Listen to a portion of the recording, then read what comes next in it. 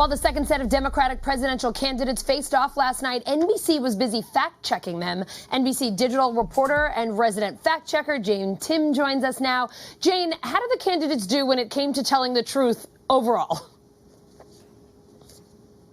You know, last night was a bit dicier than the night before. The first night, we had a pretty clean debate with only a few falsehoods. Last night, the attacks were flying and accuracy went out the window a fair amount. One of the biggest ones that struck me was Joe Biden insisting his plan covers everyone. Now, the plan is sort of Obamacare 2.0, really, and he made a lot of strides and a lot of adjustments to this plan to try and cover some of the people that Obamacare missed and couldn't cover. But it doesn't cover everybody because affordability is still a huge issue, and that's what experts told us. We checked this one in advance. We had a hunch he would defend this plan this way, and we called up experts and they said, you know what? There's still going to be people who are left falling between the cracks who just cannot afford these plans, even with the subsidies that he's promised to expand. Jane, there were also some claims about Senator Harris's record as a prosecutor. Where's the truth lie on that one?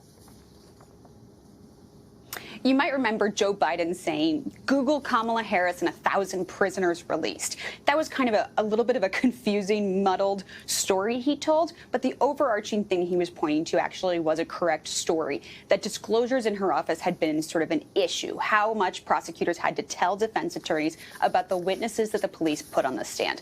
Now, some offices, particularly progressive prosecutors, have these Brady policies, which says you have to tell the defendants basically any criminal history that your witnesses might have and any sort of issues that might question their credibility.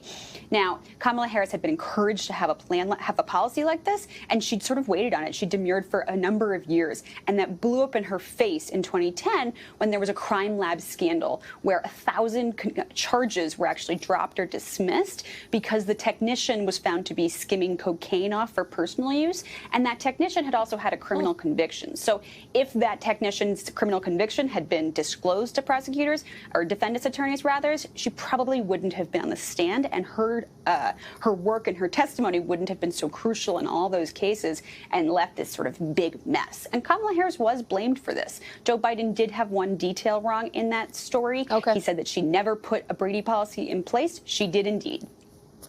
All right, Jane, one more big one from last night. There was a lot of talk about decriminalizing border crossings. Can you sort of go through that one for us?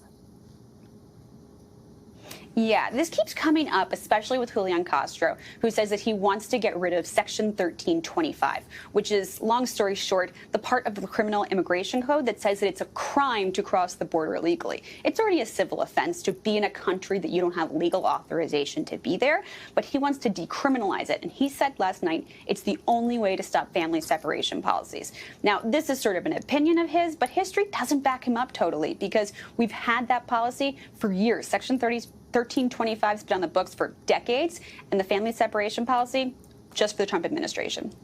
All right, Jane Timm, fact-checking the debate stage for us. We appreciate it. Thanks so much for having me.